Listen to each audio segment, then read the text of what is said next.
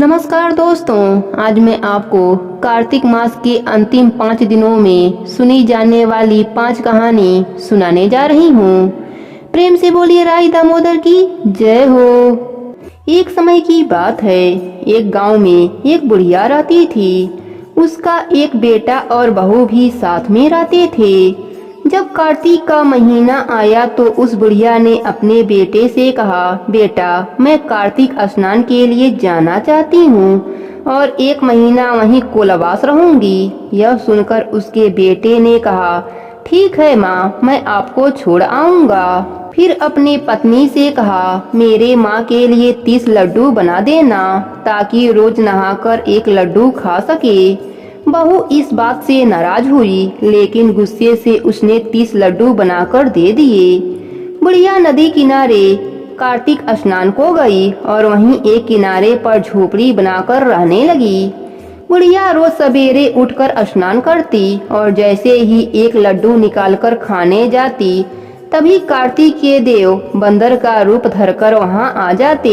बुढ़िया वह लड्डू अपने खुशी से बंदर को दे देती। इस तरह से कार्तिक का पूरा महीना बीत गया और सभी लड्डू उस बुढ़िया ने उस बंदर को खिला दिया। कार्तिक का महीना समाप्त होने पर बुढ़िया वापस घर जाने को तैयार हुई तो कार्तिक के देव प्रकट हो गए और उन्होंने बुढ़िया के उस कुटिया को आलीशान महल में बदल दिया। बुढ़िया का पूरा महल धन दौलत से भर गया। उसकी काया निरोगी हो गई। अन्न के भंडार से महल भर गया। इतना सब होने पर वह धूमधाम से अपने बेटे के पास गई। बुढ़िया को इतना धनी देखकर बहू को बहुत जलन हुआ और सोचा, अगले साल मैं भी अपनी माँ को कार्तिक स्नान के लिए भेजूंगी। जब अगले साल कार्तिक का महीना आया तो अपनी माँ को कार्तिक स्नान के लिए बहू ने भेज दिया और खाने के लिए पूरे 30 लड्डू घी और बहुत सा मेवा डालकर बनाया और अपने माँ को दे दिया। उसकी माँ कार्तिक स्नान के लिए नदी पर पहुँच गई। वहाँ पर एक झोपड़ी तैयार किया और वहीं पर रहने लगी। जब सवेरा हुआ तो बहू की माँ स्नान करके खाने बैठी, तभी कार्तिक के देव बंदर का रूप धरकर उसके पास आ गए तो वह बंदर को पत्थर से मारकर भगा दिया और कहा, मेरा पेट भरा ही नहीं, तुम कहाँ से आ गए। उसका रोज का क्रम इसी तरह चलता रहा, लेकिन उसने कभी भी बंदर को एक भी लड्डू नहीं खिलाया। धीरे धीरे कार्तिक का महीना बीत गया।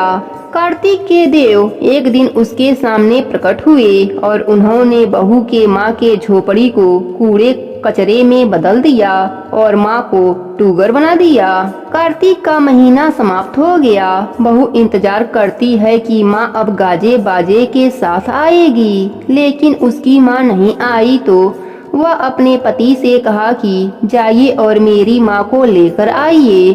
तब वह लड़का उसकी माँ को लेने गया तो वहाँ देखता है कुटिया के जगह कूड़े कचरे का ढेर लगा है और उसकी सास उस पर डुगर बनकर बैठी है। लड़के को देखकर कार्तिक के देव प्रकट हुए और बोले, बेटा तुम्हारी माँ ने सच्चे मन से कार्तिक का स्नान किया और पूजा पाठ और कथाएं किया, इसलिए तुम्हारी माँ पर मैं अत्यंत प्रसन्न होकर उसे आशीर्वाद दिया। लेकिन तुम्हारी सास पापी मन से यह कार्य किया और कार्तिक के महीने में बेटी के घर का अन्न खाया, इसलिए मैं इससे बहुत नाराज हूँ। इस कारण यह डूगर बन गई है। हे कार्तिक के देव, जैसे आपने लड़के की माँ पर अपनी कृपा करी, वैसे ही अपने सभी भक्तों पर अपनी कृपा बनाए रखना। कहानी अधूरी हो तो पूरी करना, पूरी हो तो मान रखना। प्रेम से बोले कार्तिक की देव की जय हो। एक बार लक्ष्मी और अलक्ष्मी के बीच संवाद हुआ, जिसमें दोनों बहनें एक दूसरे का विरोध करते हुए स्वयं को श्रेष्ठ बताने लगीं। लक्ष्मी माता ने कहा, बहन मैं समस्त देवधारियों का शील हूँ तथा उनके जीवन का ध्येय हूँ। मेरे बिना वे जीते जी मृतक के समान हैं। यदि मैं चाहूँ तो पल भर में किसी को भी राजा बनाकर मान सम्मान सुख वैभव देकर समाज में उसकी प्रतिष्ठा बढ़ा सकती हूँ। इस पर अलक्ष्मी देवी ने कहा, मैं तुझसे बड़ी हूँ। समस्त प्राणियों की मुक्ति भी मेरे अधीन रहती है। जहाँ मैं निवास करती हूँ वहाँ पर काम, क्रोध, मद, लोभ, उन्माद और ईर्ष्या का प्रभाव रहता है। मैं चाहूँ तो किसी राजा को भी भिखारी बनाकर पल भर में ही सारा वैभव और मान सम्मान छीनकर उसे दाने दाने के लिए मोहताज कर सकती हूँ। दरिद्रा देवी के ऐसे शब्द सुनकर माता लक्ष्मी ने कहा, बहन, मुझसे अलंकृत होने पर सभी प्राणी कृतज्ञ होते हैं। समाज में उनका मान सम्मान बढ़ जाता है। यदि कोई निर्धन व्यक्ति दूसरों से याचना करता है तब उसके शरीर से पंचदेवता, बुद्धि, श्री लज्जा, शक्ति और कीर्ति तुरंत ही निकल कर चल देते हैं। गुण और गौरव भी तभी तक टिके रहते हैं जब तक मनुष्य दूसरों के आगे हाथ न फैलाए। अतः मैं ही श्रेष्ठ हूँ और मुझसे ही संसार में वैभव व्याप्त है। तत्पश्चात दरिद्रा देवी ने कहा, हे लक्ष्मी, मदिरा पीने से भी पुरुषों को ऐसा नशा नहीं होता जैसा तेरे रहने मात्र से हो जाता है। व्यक्ति अहंकार से ग्रस्त और अत्याचारी होता ही है, वह स्वयं के पतन का कारण भी बन जाता है। इस प्रकार दोनों बहनें आरोप लगाती रहीं, परंतु उन दोनों में श्रेष्ठ कौन है यह प्रश्न अभी भी यथावत बना ही था। अंततः इसके समाधान हेतु वह दोनों परमपिता ब्रह्मा के पास पहुंची और उनसे प्रार्थना की वे ही इसका निर्णय दें। तत्पश्चात परमपिता ब्रह्मा ने कहा, हे देवियों, मेरे इस कमंडल से देवी गंगा की उत्पत्ति हुई है। वे ही पृथ्वी पर बहने वाली सभी नदियों में श्रेष्ठ हैं और वहाँ रहने वाले सभी जीवों के दुख और पीड़ाओं को हरने वाली एवं उनकी समस्याओं का समाधान करने वाली हैं। अतः वह स्त्री होने के कारण वह आपके विवाद को समझ सकती हैं। अतः आप दोनों उन्हीं के पास जाएं। आपके बीच के विवाद का निवारण अवश्य ही करेंगी। परमपिता के आज्ञा से दोनों बहनें गंगा जी के पास पहुँची और उन्हें अपनी अपनी बात बताई। तत्पश्चात देवी गंगा के समक्ष देवी दरिद्रा ने कहा, मुझे ज्ञात है कि मैं ही लक्ष्मी से श्रेष्ठ हूँ, किंतु ब्रह्मदेव ने आपके पास भेज दिया है, तो आप यह निर्णय दे दें कि हम में से श्रेष्ठ कौन है। तब गंगा माता ने हंसते हुए कहा, हे दरिद्रे, सब यज्ञ, कृति, धन, वैभव, विद्या, भोग आदि आनंद, सुख तथा जो कुछ भी संसार में विद्यमान है वह सब कुछ देवी लक्ष्मी की कृपा से ही है। ब्राह्मण धीर, क्षममान, विद्वान, साधु जो भी श्रेष्ठ और सुंदर है वह सब कुछ लक्ष्मी का ही विस्तार है। तो हे दरिद्रे, तुम्हारा देवी लक्ष्मी से कोई तुलना नहीं है। ऐसा कहकर देवी लक्ष्मी को वहां से विदा कर दिया। तभी से देवी गंगा को दरिद्रा ने अपना शत्रु मान लिया तथा उनका जल दरिद्रा को दूर करने वाला हो गया। कहते हैं तभी तक दरिद्रा का कष्ट उठाना पड़ता है जब तक कि गंगा जल का सेवन न किया जाए। इसी कारण गंगा स्नान, दान आदि करने से दरिद्रा दूर हो जाती हैं और माता लक्ष्मी की कृपा होने लगती है।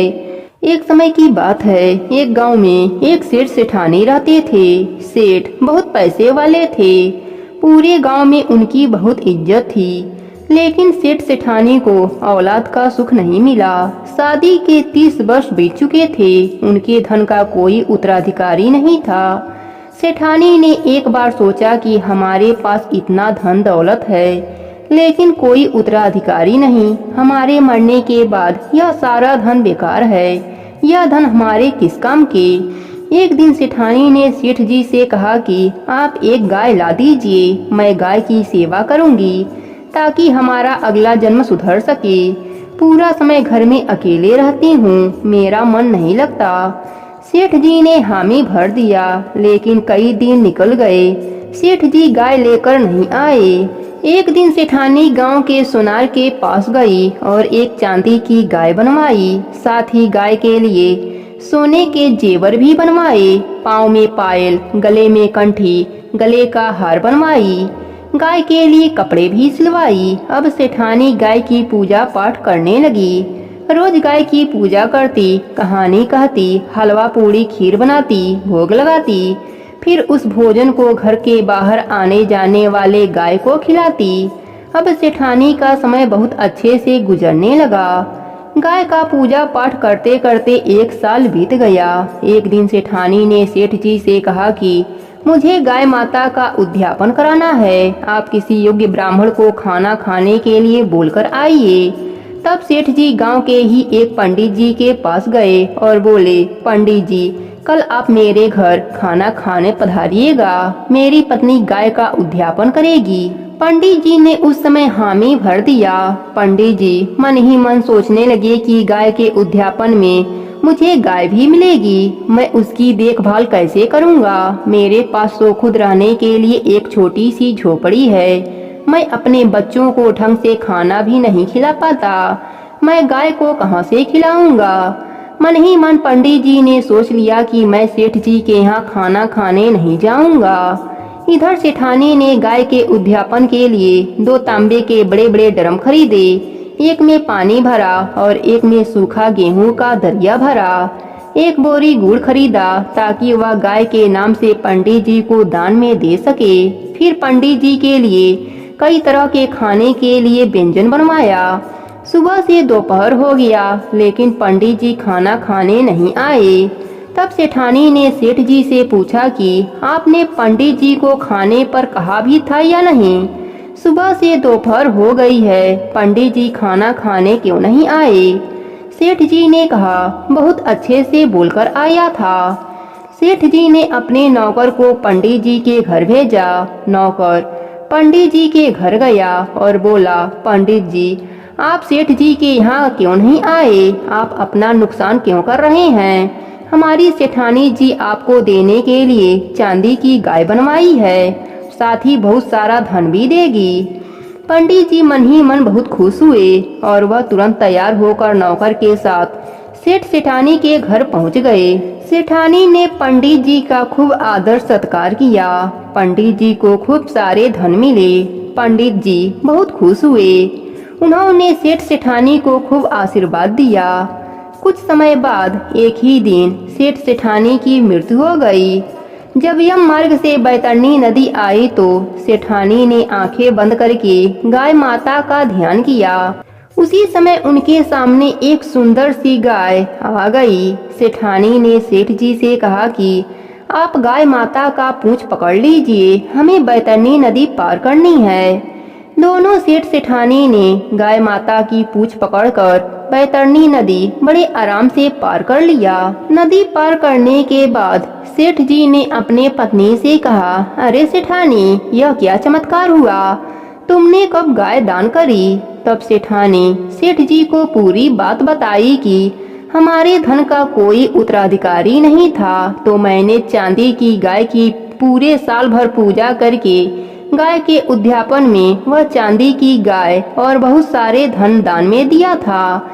यह उसी का फल है कि आज हमने बैतरणी नदी बड़े ही आराम से पार कर लिया है।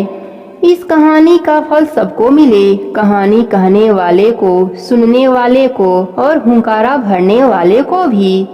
प्रेम से बोलिए गाय माता की जय हो।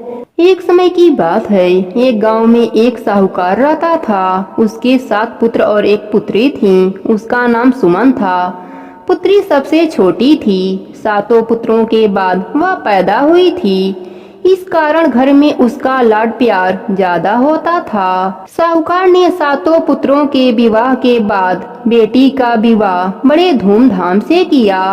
पर 1 वर्ष बीतने के बाद बेटी के पति का देहांत हो गया।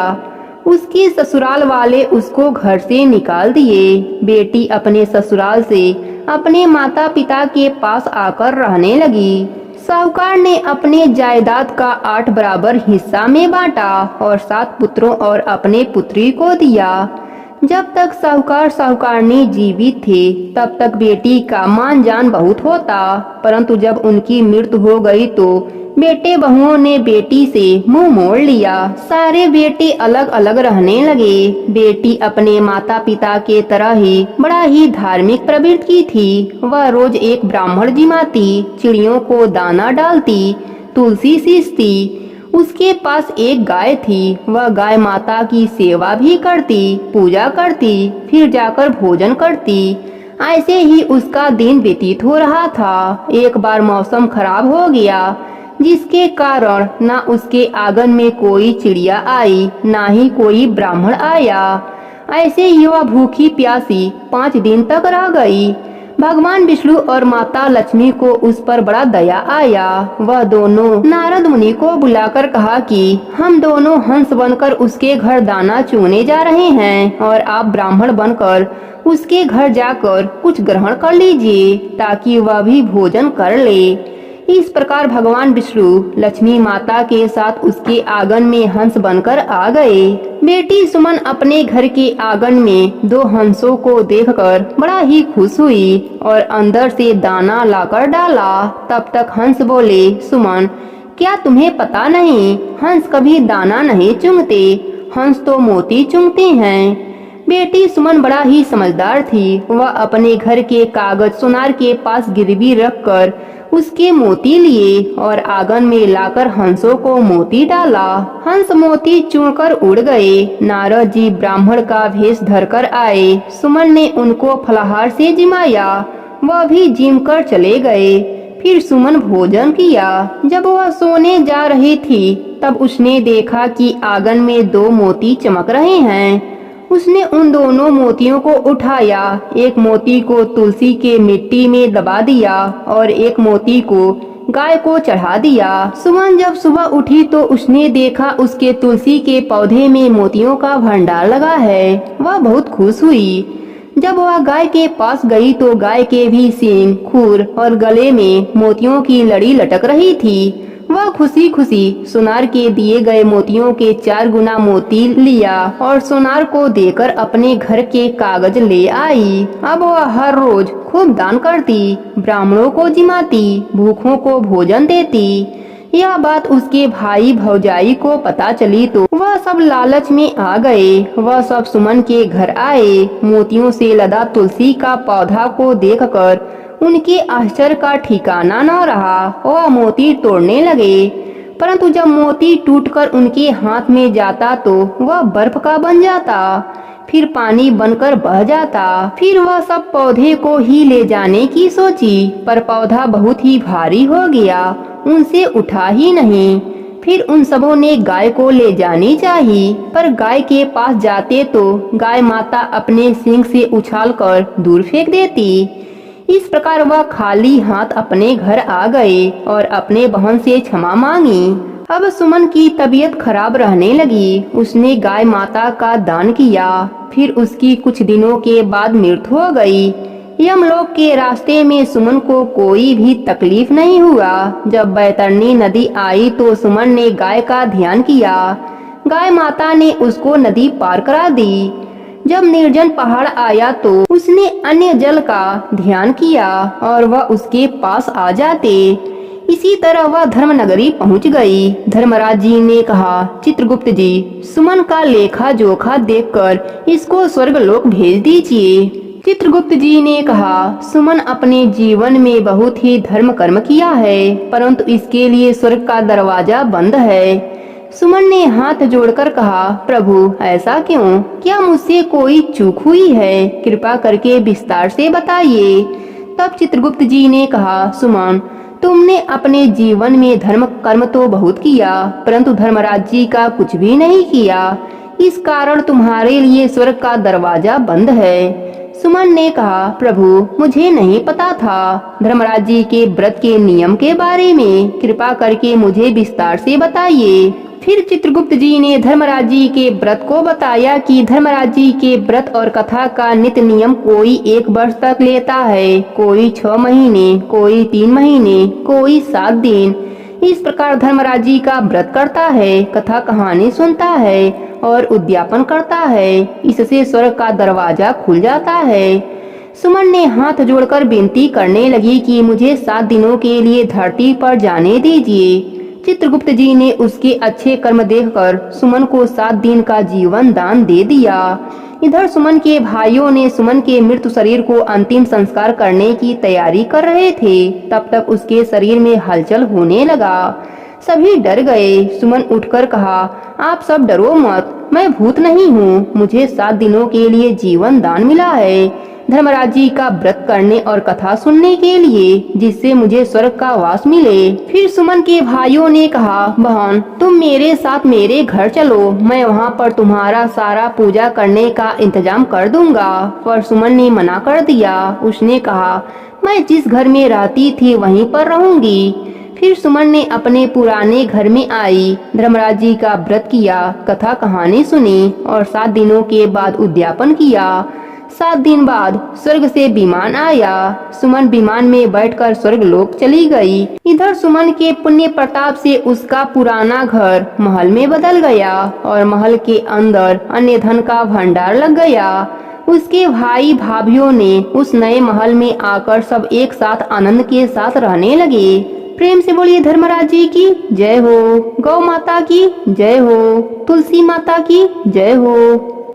एक समय की बात है, एक गांव में एक मालिन रहती थी। उसके पति का स्वर्गवास हो चुका था। उसका एक 4 साल का पुत्र था। उसकी सास कठोर हृदय की स्त्री थी।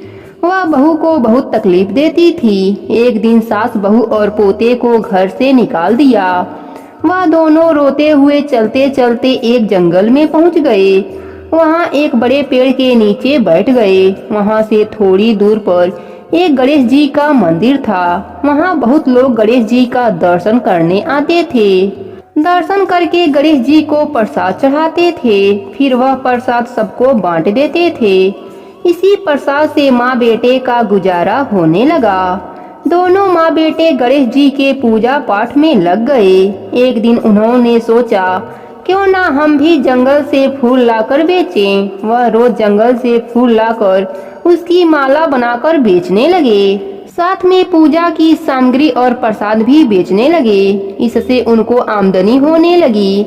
गणेश भगवान की कृपा से आमदनी बढ़ने लगी। जल्दी ही उन्होंने एक मकान और एक दुकान बना लिया। एक दिन उसी नगर के राजा की बेटी मंदिर में पूजा करने आई। मालिन के बेटे को देखकर राजकुमारी उस पर मोहित हो गई और उससे विवाह करने की सोचने लगी। उसने अपने भाभी से अपने मन की बात कही। भाभी अनुभवी थी। उसने कहा, यह तो मालिन का बेटा है और तुम एक राजकुमारी हो। यदि तुमने उससे विवाह किया तो तुम्हारी बहुत बेइज्जती होगी। पर राजकुमारी अपने बात पर अड़िग रही। उसने कहा, मैं तो प्रतिज्ञा कर लिया है कि उसी से विवाह करूंगी। भाभी महल जाकर सारी बात राजा को बताई। राजा ने मना नहीं किया और विवाह के लिए तैयार हो गए। उन्होंने बड़े धूमधाम से बेटी का विवाह मालिन के बेटे के साथ कर दिया।